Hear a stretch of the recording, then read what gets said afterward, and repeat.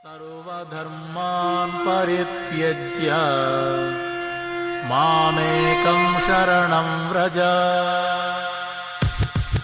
The miseries of material existence and the most hopeless conditions of life is the best possible opportunity to turn to God.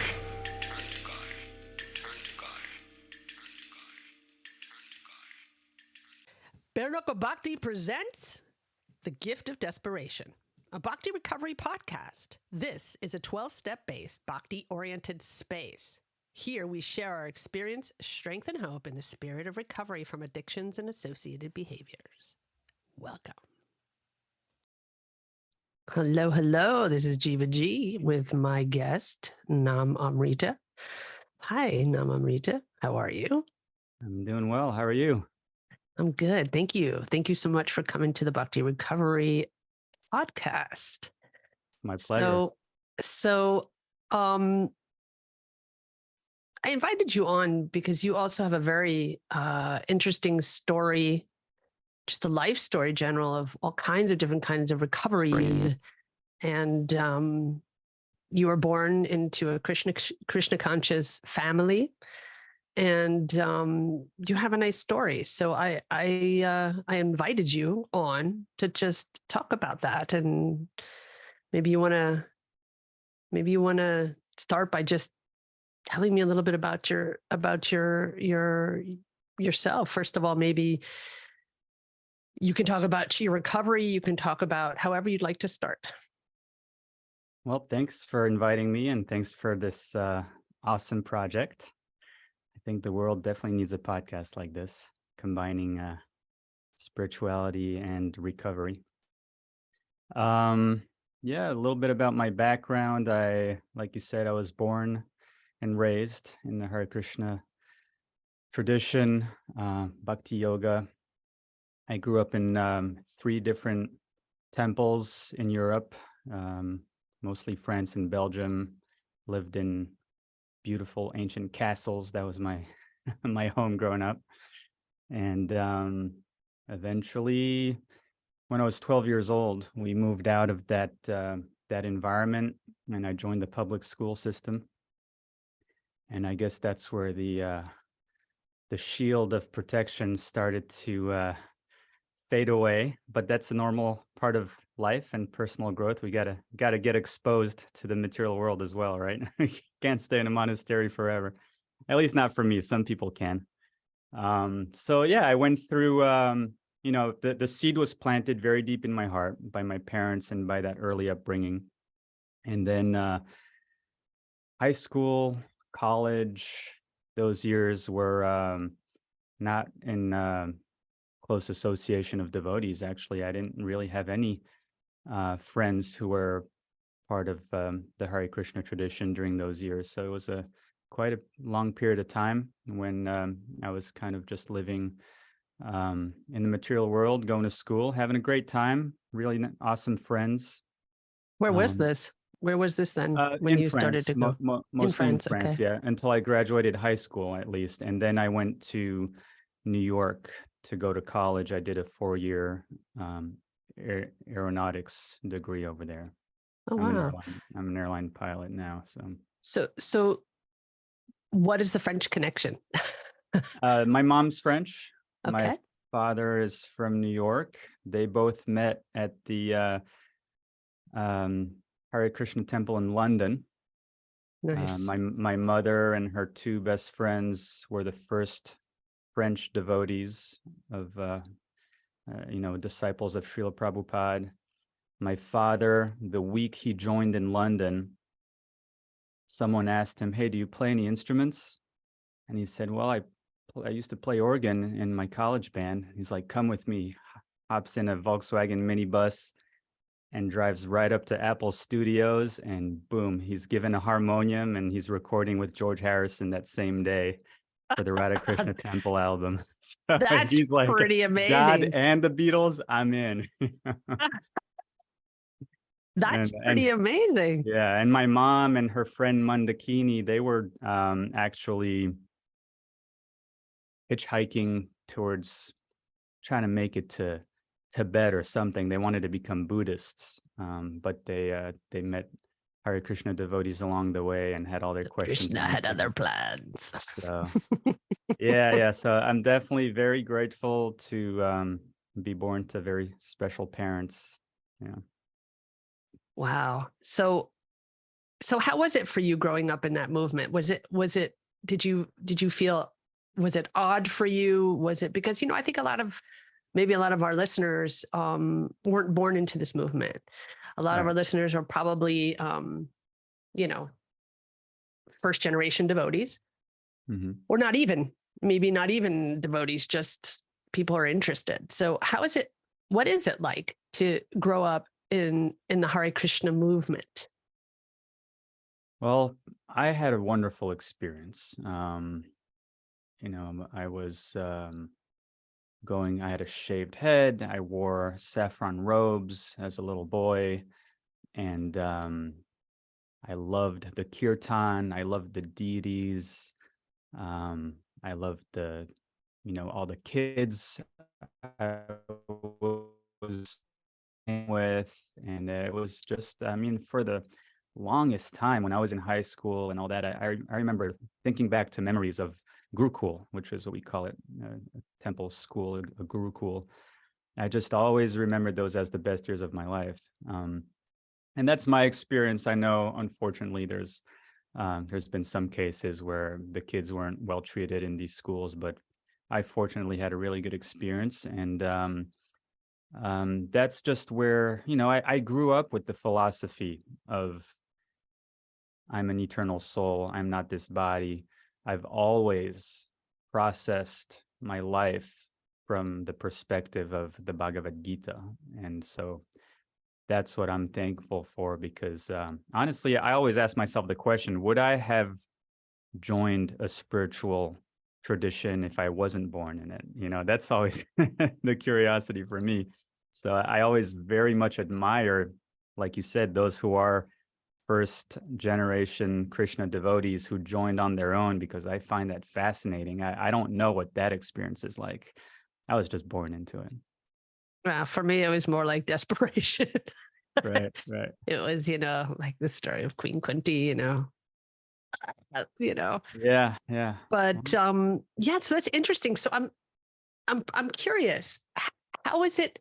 So when you started when you said that you started going to public school, how was it for you to just realize, okay, so not everybody lives the way I live? And what kind of realization was that for you when you kind of got into the regular world?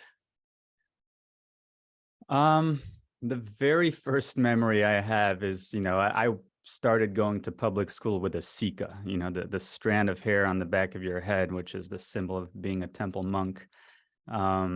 And people were like, your tail is like on the top of your head, dude. Yeah, it has to be in the even then, that was at such a young age that I didn't really get picked on. But I remember my school teacher definitely keeping an eye on me, and especially in Europe at the time, even though this is one of probably the most ancient religious tradition, it's seen as a potential cult and all that. So you have often a lot of those skeptics around you. And I remember my first teacher, she wasn't, I loved her. She was great, but I could tell there was a little bit of that curiosity and maybe concern towards me. But let's see, other than that, I mean, I went through some kind of like traditional bullying, but it wasn't really having to do with my religion, to be honest, because I guess once I lost the Sika, I mean, no one really knew. It was more, I guess, when I was even in high school. I remember we lost a close friend in a car accident, and I remember sharing a little bit of philosophy with my friends there to help them out. Yeah, but how is it for you? Like, how did you experience the other kids that didn't have sort of like a spiritual direction in their lives, that maybe just like had a bologna sandwich, Yeah, next to you, and right. all that kind of like those new things? Because if you grew up in the movement, things were just normal. Being a vegetarian was normal. praying to deities is normal. The way you interact with people is just quite different in the movement than when you go out into public. So when you're in a public school, you get all of this like behaviors, then you get people smoking and drinking and eating bologna and, like Well, other than flirting. this, other than the eating meat, I mean, I started smoking and drinking myself, so it was no shock at all. Okay. All right. Yeah, Was it I weird for really you? I didn't Was have it I didn't have an episode where it was like this culture shock for me. Somehow I feel like this because it was just really at an early age, so I kind of easily transitioned into the elementary public school system, and so I kind of as a kid just grew up in that environment as well as in the Krishna consciousness movement. So I think I'm a pretty good balance of both worlds, and not too much culture shock. However, I will say that something I've dealt with, and I'm maybe only coming to terms with it now, is feeling like I had a dual personality. Because when I'm in the devotee temple environment, I'm one person, at least, and then I'd be with my friends in high school, college, and I'd just be one of them. And so that was a little bit difficult to make those two things coexist. So that was a process for me. Yeah, that's interesting. Did 12 steps help you like kind of bring those two together somehow? I mean, I know that you entered doing meetings and stuff a little bit later, but could that Yeah, possibly be kind of like a sort of a tangible bridge for the two worlds or for you, or is that it could be, but that's not how the 12 steps came into play for me. okay? Okay. Yeah. So while we're on that subject, so what led you to go to a 12-step meeting? So you're born in this movement, people who don't know about, Krishna consciousness and what the movement is, it's no meat eating, it's no gambling, it's no illicit sex, you're chanting these rounds, no intoxicants, you're chanting 16 rounds of the Maha Mantra every day.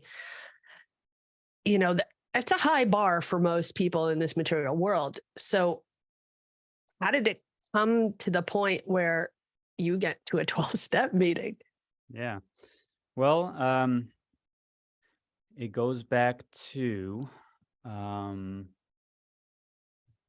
in halfway through college is when I started to burn out on that intensive search for enjoyment and happiness through material means.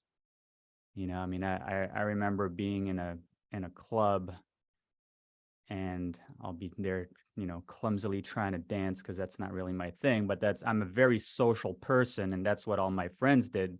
They like to go out to clubs, so I'd go out to clubs, but I would just be praying and chanting the Hare Krishna mantra and telling Krishna, what am I doing here? I feel so out of place. This is not my home. And so this was in New York, and I started going to the Brooklyn Temple. And this was my first time going back to the temple after a really long time. So you went there because you felt like you needed to have some sort of grounding. Well, my dad kind of introduced me that like this is kind of like the local temple. And so I went for that first Sunday program. And that was like a real spiritual epiphany. I remember standing in front of the Radha Krishna deities in that Brooklyn temple, and there's just like a roaring kirtan going on behind me. And I just felt like I was home again. And I'll never forget, it was like just tears were just like coming from the depths of my heart and just gushing out through my eyes. And it made my vision so blurry because I had so many tears, and it was like a frame of tears, and all I could see was Radha and Krishna clearly, and then everything around was blurry. And I just couldn't stop crying, and I felt like I was finally home again. So that experience kind of was the springboard for me to get back to what I had learned as a kid and what was always in my heart, but now it was starting to become a real life experience. And I would go back to my college house. Now I'm living with 6 other wannabe airline pilots. We're all going through the training together. We eventually all became flight instructors together. And it was a small college, and that house was the college party house that we created. Every Thursday night, that's where people would come and party. So I would go home and, Thursday night comes around and it's literally like I'm flipping a switch. I'd go to the Brooklyn Temple, the switch is on. I can see the light. I can feel spiritual energy. And then I go back to that house and the switch just boom, gets turned right off. And I just could not do one or the other. Go back to the Brooklyn Temple following Sunday. And this, I'll call him even though I was born in the movement, the person that first introduces you to Krishna consciousness is called the Varkma Pradakshika Guru. And this devotee, Akiladhar, he was an older, renounced brahmachari, saffron robes, and he took me as, he put his mercy on me. And every time I'd be at the temple, he'd ask me about my life, how I was doing. And he told me, you got to chant. You got to chant every day. Every day you got to chant. It's the only way. So he got me to chant. And I would go back to the college house again. And I try to chant a few rounds. And then over some time, it would fade away again. And I promise I'm going to get to the 12 steps. But it has no to worries. start- This is has to this is start your with story. this. This is your story. So following Sunday, I go back. And I'd say it might have taken like 3 Sundays to the day that he finally told me, chant just 1 round, but chant every single day. Chant a half a round, chant a quarter of a round, but you have to chant every day, every day. Great advice. So I'm like, okay, a quarter of a round, I can do that. So I went back and I started chanting a quarter of a round. I mean, it takes a minute. And quick enough, I felt like, this is embarrassing. I can chant 1 round. So I started chanting 1 round every day, and I started to develop the taste. I remember before going to the airport to teach my students, I'd have my japa beads and I'm walking up and down the road in front of our college house, and I'm just discovering this new way of life. And it was just, I was so happy to do that. And so the chanting, it was what started to really purify my heart. And so I got to the point where I was able to stop or reduce a little bit of the drinking and smoking. But one day I realized, you know what? It is so hard. I was trying to especially quit smoking cigarettes. I was like 1 a week, and I was like, God, this is so hard. But I had such a strong desire that the day I moved out of that house, I got my first job. I was a cargo pilot in South Carolina and got my own apartment, and I installed my deities. And it was from one day to the next, that life was over. And it was so easy because that desire was getting nurtured through the chanting, but it also made me realize the power of association. Living with other kids who were drinking and smoking made it absolutely impossible. So that was a really big life experience for me as a young spiritualist, the power of association and the power of chanting. So fast forward 2007, my wife and I decided to take initiation from our spiritual master, Radhanath Swami. And so yes, those vows you talked about, no illicit sex, no intoxication, no gambling, no meat eating. I took the vow in front of an assembly of devotees, hundreds of them, in front of Radha Govinda in that Brooklyn temple where I had my return to my Krishna conscious life. How long ago was that? That was in 2007. Wow.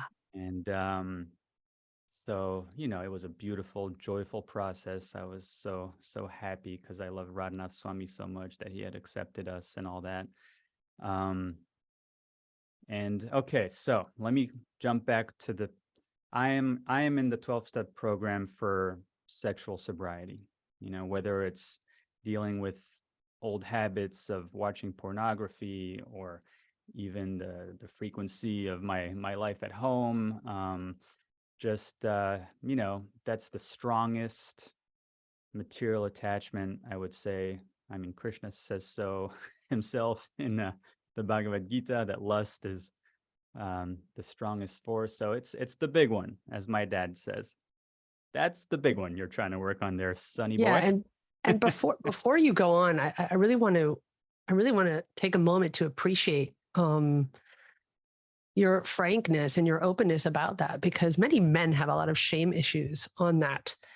And a lot of men are not, and even women, a lot of people are just not like, they're not really, they don't really want to talk about that, because sex addiction is such a huge, when you say you're an alcoholic, when you say a drug addict, okay, you can imagine it's just a bottle of whatever, I can definitely say, I know that, whatever it is you're working on is nothing that no other normal person is. So, some people get intimidated. So I want to congratulate you, and I want to thank you for coming out and talking about that. So frankly, Thank it's you. really brave. I'm really on a mission to make this a normal thing. I mean, we know statistically the very large majority of I know, at least for men, I don't know so much about on the women's side, but this is just a normal part of life. The sexual energy is so Absolutely. strong. And, whether you're a 65-year-old trying to enter Vanaprasth and you're still like, man, I got to have sex with my wife every single week or whatever it is. And it's like, how am I going to get liberated from this world if I still have this strong attachment? Or whether it's because you're dealing with a very heavy addiction and you're causing harm to other people. I mean, for me, the range of those who can benefit from a 12-step program is huge. And yeah, this is just a normal thing. I've come to terms with that, and that's why I have no issues talking about myself. Thank you, because your story will definitely help others. Definitely. So thank you. That's how it works, doesn't it? We talk about our stories, we talk about our experience, strength, and hope, and it encourages others to step forward, maybe not to talk about it, but to listen, to help each other. That's how it is. It's that's how the 12-step works. So so continue. Sorry. No, thank you for that. So I was exposed to pornography, this whole idea of sex, like for most young boys, by a friend in school. I think I was probably 14 years old, and immediately it was captivating. It's looking back on it, it's incredible how just that it's just a biology or just such a force in this world that any little boy gets so triggered in many ways by that kind of stuff. So yeah, unfortunately, that kind of became a part of my life growing up. It was just such a norm with my friends, high school, college. And so when I took a initiation, actually, even when I got married, I was thinking, all right, this is finally going to save me from from having to go to that every now and then. And but over time, I realized, yeah, I'm having a hard time, especially as an airline pilot. I'm on the road, I get lonely, and there's not much else to do. So it just became an unfortunate addiction for me to just get through the day, especially with that work environment. And then initiation, and I was thinking, okay, I'm just power of initiation is going to get me through this. I'm making a vow, and for some time it worked, and then material energy creeped up again and started taking over, unfortunately. So eventually I was introduced to the 12-step program. And How did you get to the 12-step program? How was that? Who it was a introduced you to the friend. 12-step It was a program? friend, a devotee friend of mine who was in it for sexual sobriety, and he invited me to go. I guess, we must have shared a little bit about our lives. And it was an amazing group of people. This was when we lived in Savannah, Georgia. It was just a standard meeting. And I really appreciated, to me, these people were superheroes, because so many people either are clueless that this is such a material entanglement, or they just don't care and they don't see the value of working on something like this. It's just a part of life. I mean, I remember friends of mine tell me, this is natural. Like, just what are you talking about? Trying to quit this stuff. This is normal, And I believe that materially, yeah, it's pretty normal. But if you're on the spiritual path, I mean, these are the gifts that Srila Prabhupada has given us, those 4 regulative principles and chanting the holy names. And until you can follow those 4 regulative principles, I really buy into what Prabhupada said, which is, you haven't reached the level of basic human being. You're really on the animal level if you haven't cleaned up on that level. So that's my motivation. More than anything, it's just for my spiritual path.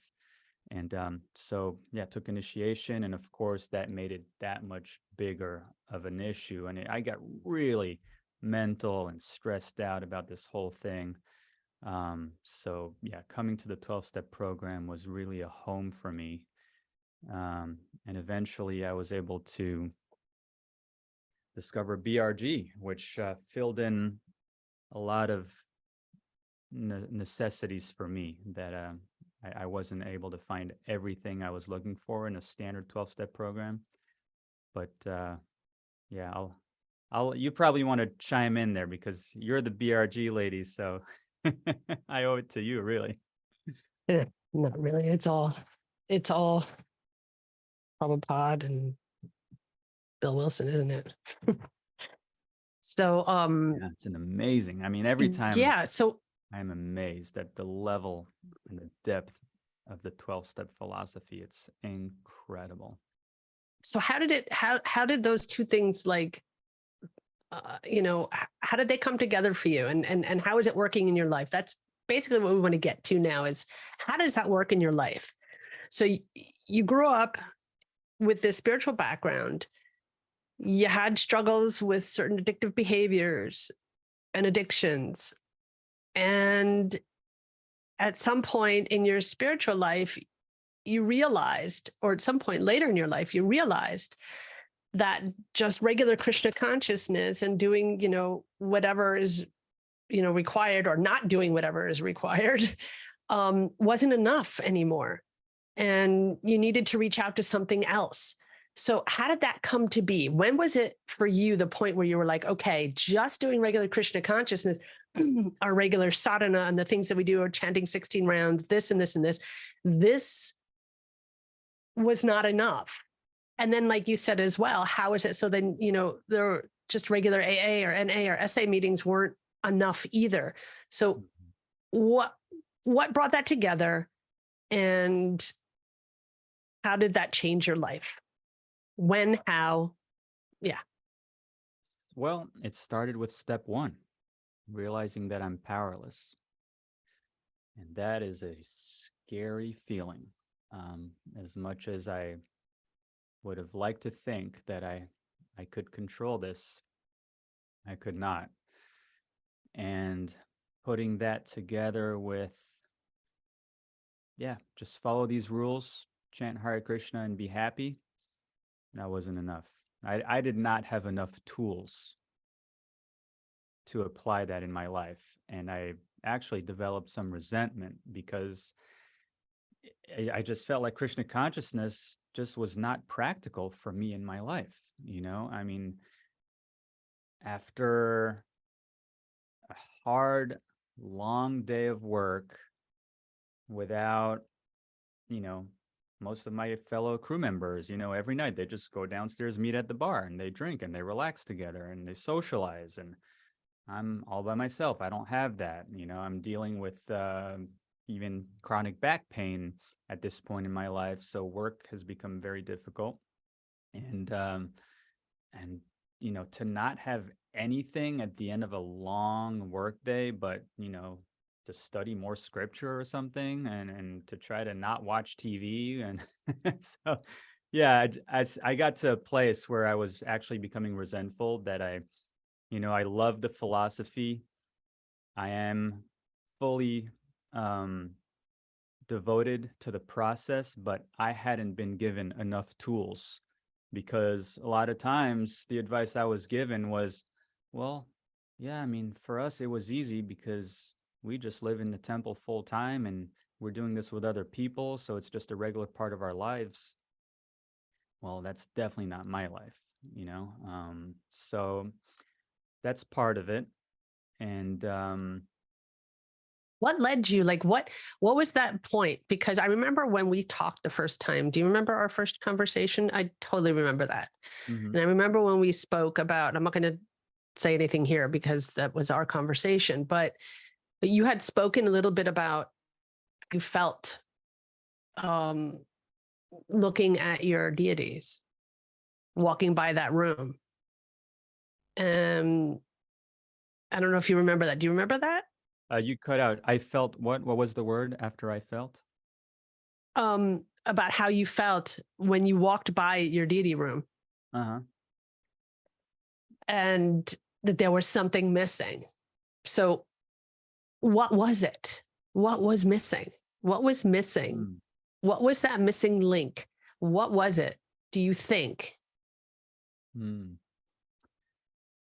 Well, looking back on it after almost a year of being in the Bhakti recovery group and having that in-person association, which we're lucky to have here in this community, I think what I was missing was a group of very close devotees who knew my life, who had the same life experience, who could understand that.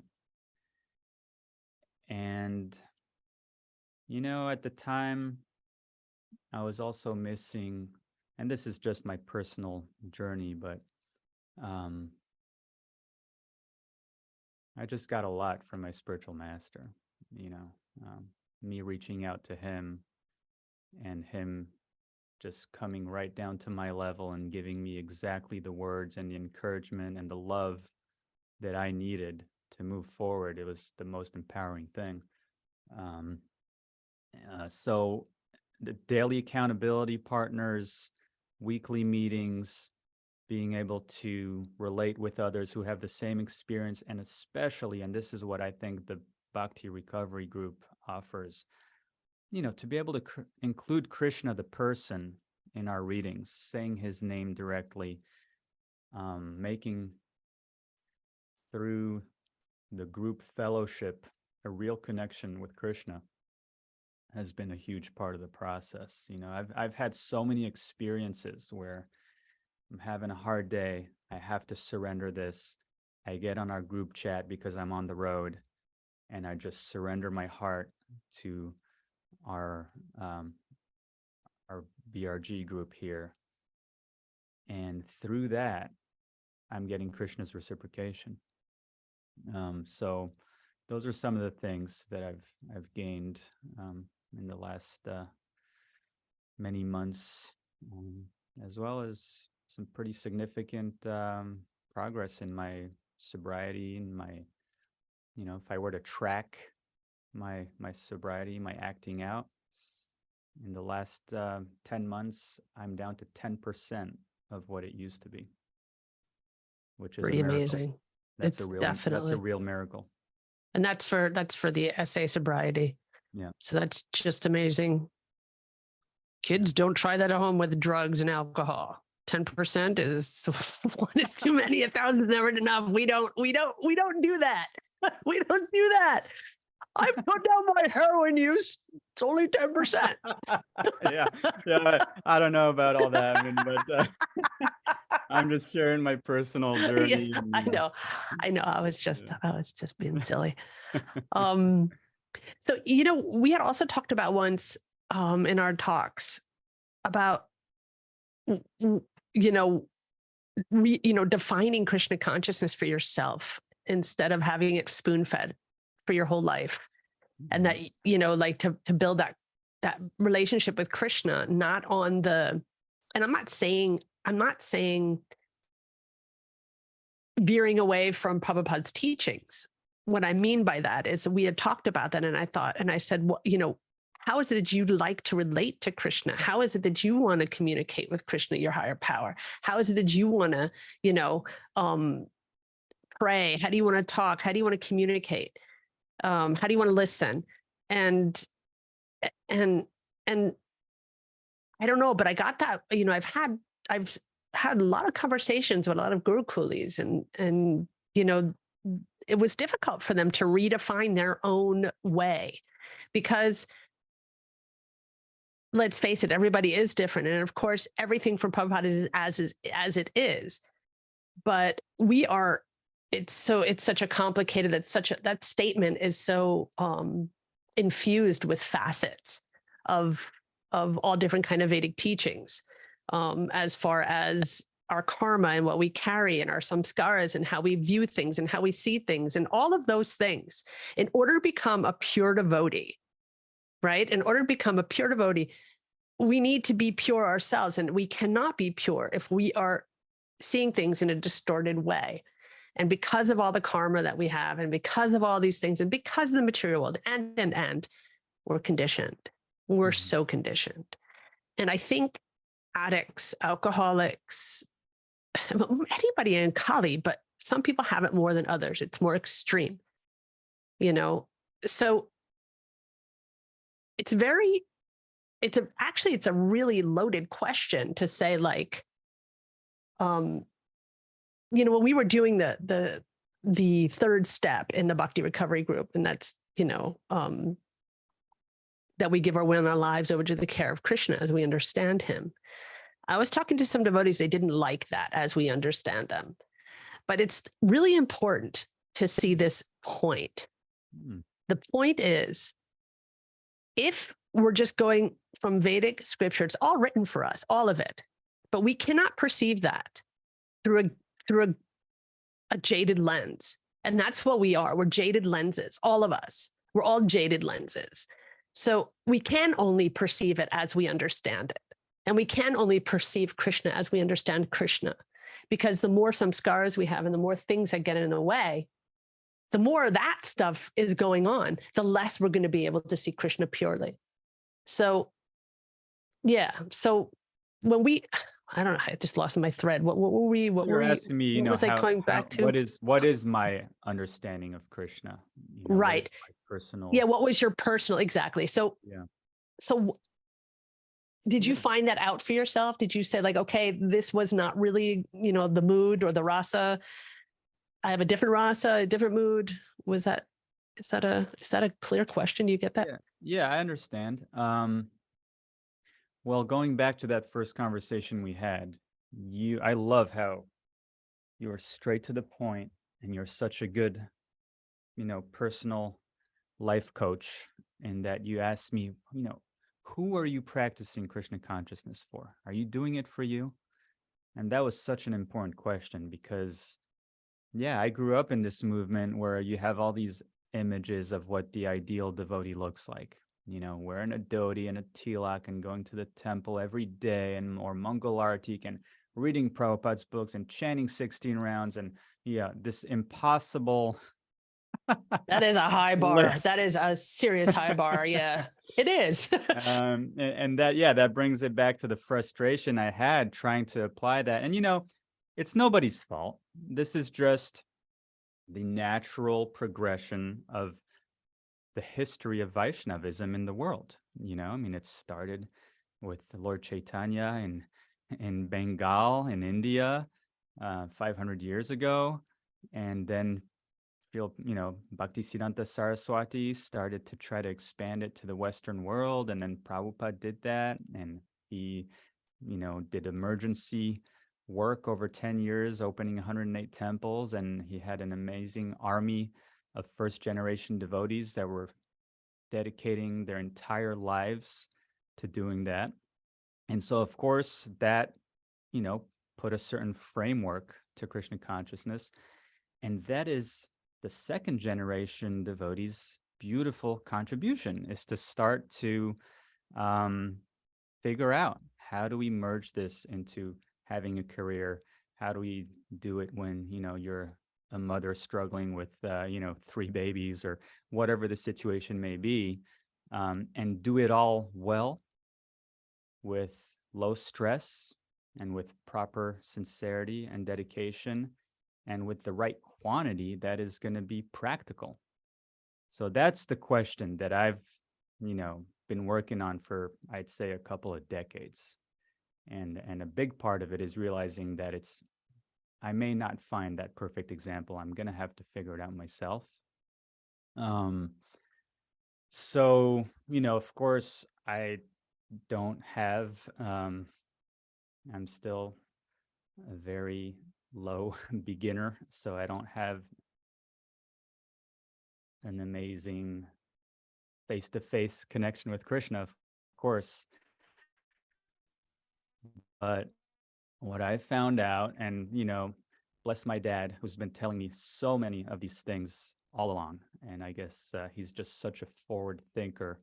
I wish I would have put more trust in him alone years ago, but living in a temple and environment, there's a lot of that mentality of what it should look like. So, he told me once, your japa is your damn business. Like, don't let anyone get into what you do with your japa is between you and Krishna and your spiritual master and nobody else. Because of course we all struggle with 16 rounds. But so, on a practical level, that was part of it for me, figuring out, okay, I'm going to chant this number of rounds when I'm on the road. I'm going to chant this number of rounds when I'm at home. Doing those kinds of adjustments was a part of the process. But, the deeper realization of my own individual relationship with Krishna, it really is, and I had this, I'll just explain it with my experience of this last Sunday when I went to the temple. So my daughter, she's 14 years old and she's severely disabled. She is nonverbal. She's tube fed. She has to wear a cochlear implant to hear. She's a quadriplegic, and basically she communicates with love, and her entire life is receiving and giving love. She has the most amazing smiles and moods. She definitely does. I love her She's smile. she's so patient, and she's such an example of living in this material world because she has such an incredible condition. But taking care of her is very difficult. And when we don't have a caregiver, it usually falls on my wife 100% because I'm working most of the time. But when I'm home, it's our responsibility to take care of her. And so that's a challenge. That's when I'm like, this format of how to practice Krishna consciousness, the way I've always often interpreted it. And, I'll take the blame. It's my own interpretation. I don't want to say it's someone else's fault. It's how I've interpreted how this practice needs to be done wasn't appropriate for my life. And so nowadays, it's just learning to just be in the moment. Right now, my responsibility is to take care of my daughter. It's not to think about, what kind of devotional service can I do? Oh, I got all these rounds I got to chant. No, I got to completely put that aside and take care of my responsibility. And that happens also when I'm at work. A lot of times I find myself like, trying to meditate and be spiritual. And I need to fly an airplane right now. Let me put that aside.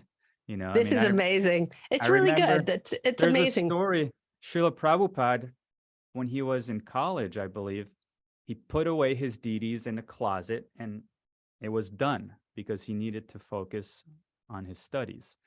So we have the perfect example of that. So this last Sunday, it's one of those days, and I think I did a pretty good job. Took my daughter on a movie date, and then we went out to eat, and then we finally come home, and I get her out of her wheelchair, and I'm like, all right, I'm ready for my free time. And my wife, who slept with her, she falls asleep. She needs a nap. So I'm like, okay, I'm going to be patient. I got to keep taking care of my daughter right now because my wife needs to take a nap. So I do my best taking care of my daughter, entertaining her. And then finally, my wife wakes up and we enjoy, a couple of hours as a family. And then she says, are you going to the temple? Like, it's Sunday. I'm like, oh, well, yeah, I think I would like to go to the temple. So, part of me deep inside was struggling. I'm trying to chant my rounds, and there's that side of life that I would love to dive into today, but I haven't been able to. So I go to the temple, and this devotee, Mother Sukara, is giving this beautiful class, and but I want to chant my rounds. And there's this little bench right near the entrance to the temple that I sit on. It's in the shade. And, for me, it's hard to concentrate. That's one example of, like, if I've got to get through 16 rounds of japa, there's going to be some listening to a lecture at the same time because it's the only way I can do it. So I'm loving the atmosphere. And I happen to sit, I didn't realize, but I'm looking over, and all I can see between this tree and the doorway to the temple is Radha Shyam Sundar, our beautiful temple deities. And I just felt that exchange. Krishna is appreciating how I'm trying to balance my life. I can put aside Krishna consciousness when it needs to be put aside, and he will give me his mercy to have the most perfect time where I can just dive so deep. And man, those were some amazing rounds of japa. Just so many realizations. I was thinking, this is Queen Kunti. This is what Queen Kunti has been praying for. I have such a difficult life circumstance, but if I do it right and I just keep nurturing that desire, Krishna will give me his blessings. And Oh, I like that. my mother's best friend, Mandakini, she's known as the mother of the Russian Yatra, because she snuck in under Prabhupada's order the very first Bhagavad Gita into communist Russia. And she started that Russian Wow. movement and married Ananta Shanti, the first Russian devotee. And so, but I have the joy and the fortune to know her as a second mother since I've been a little boy. And I know that she, for decades, was working at an insurance company. She had a 2-hour commute by train to go to work every day in Paris. And she was also taking care of her husband, who, was dealing with addiction also. And that was a very, very heavy burden on her. But now she's kind of liberated from both. She's retired. She's liberated from her responsibility with her husband. And she's now traveling the world, giving lectures. And she's just like, she's manifesting the saint that she's always been, that I always knew her to be, and that Prabhupada said she was a saint. So I asked her one day, I know you had this life where you probably, like me, for so many years, when you're taking care of your family and going to work and having such a long commute, you probably weren't able to have the perfect sadhana. How did you do it? And she said, yeah, my sadhana wasn't always perfect, but I always prayed to Krishna and Srila Prabhupada in the depths of my heart, please keep the ashes of my devotion to you alive until a time when I can dedicate more of my time to you. And that's an instruction beautiful. that I carried with me ever since that day. Beautiful. And so yeah, that's a little bit about my personal journey with Krishna, and I'm finally starting to come to peace with it all, and it's not something that's so stressful. I'm not so anxious about it anymore. I feel like by the blessings of the devotees and my spiritual master and Srila Prabhupada, it's all starting to come together for me. And yeah, this 12-step program is just another beautiful tool to help me live this pure life that Srila Prabhupada has given us. Wonderful. Wonderful. Wonderful. Do you hear me? I do. Oh, okay. Sorry. So, I think we're going to wind it up. We're running out of time. I think your message, what I got from this is, we go on this journey. We do the best that we can on a daily basis. And sometimes we can't hit the bar because that bar is very high. Community, like-minded devotees, sharing, faith, and all of those things, which I'm getting from what you were sharing with me now. Keeping the main thing, concentrating on what's in front of us and doing that to the best of our ability. That's also devotional service. And actually, every day when we go outside and all the teachings that we have in front of us, it's all nectar. It's like all we have to do is go out and take advantage of everything that we have, and it's up to us. And it's, actually this life is filled with the fruits of nectar, and all we got to do is pick it. And for some reason, because we're in this age of Kali and in Maya, we decide to go dig in the dirt and eat the poop instead. Right. So thank you for sharing your story. If anyone doesn't understand some of the speak that, the Krishna conscious speak or the 12-step speak, I'll go through these notes. I'll add some, I'll add like perhaps a little link for, the prayers of Queen Kunti from the Bhagavatam, and maybe a couple of other things when I rewatch this. So I want to thank you again, Namamrita, and I'd love to have you back. Sure. Is there anything you'd like to, just before we wind this up, is there anything you'd like to say? I just want to say I'm grateful for this program. I think combining the 12 steps and Krishna consciousness offers a real pathway to the depths of our heart, our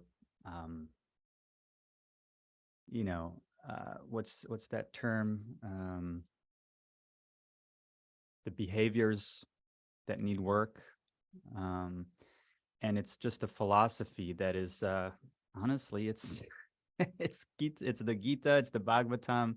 As we progress through our readings in our group, I am just amazed at the depth of the philosophy in the 12-step literature. So I really encourage devotees, spiritual practitioners who are dealing with any kind of addiction to take advantage of how this can help you progress in your spiritual life. Even if it's an addiction to coffee or chocolate, take advantage of this program, because it's taken me places I wouldn't have ever been able to go through any other program. The combination of the very close Sangha association with like-minded spiritualists, and the deep philosophy and the accountability, and a program that is known worldwide for decades and decades to work.